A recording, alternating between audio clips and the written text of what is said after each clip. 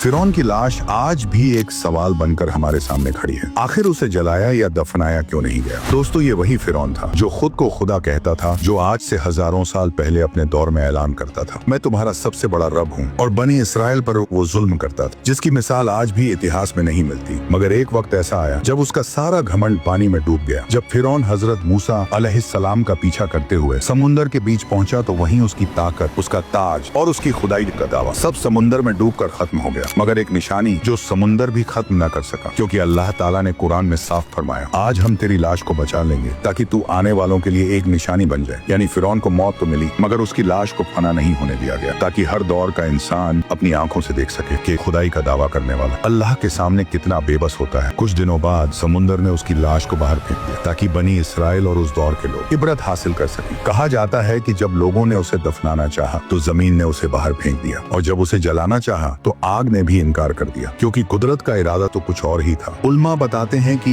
जमीन, आग और हवा से जुड़ी बातें ज्यादातर प्रतीकात्मक हैं, ताकि हर इंसान समझ सके जिस्म बच सकता है मगर घमंड नहीं। आखिरकार मिस्र की जमीन पर उसकी लाश को मम्मी बनाकर शीशे के ताबूत में कैद कर दिया गया, जो आज भी फिरौन की लाश मिस्र के म्यूजियम में शीशे के अंदर कैद पड़ी है। हजारों साल गुजर जाने के बाद भी वो खामोश लाश पूरी दुनिया को एक ही पैगाम देती है, जुल्म चाहे कितना बड़ा क्यों न हो, खुदाई का दावा चाहे जितना ऊंचा क्यों न हो, अंजाम अल्लाह के सामने सिर्फ जिल्लत और इबरत ही होता है। फिरौन की लाश कोई अजूबा नहीं, बल्कि अल्लाह की वो जिंदा निशानी है जो हर दौर के इंसान को रोक कर सवाल करने पर मजबूर कर देती है। इस पर आपकी क्या राय है? हमें कमेंट में जरूर बताएं और आगे भी शेयर करें।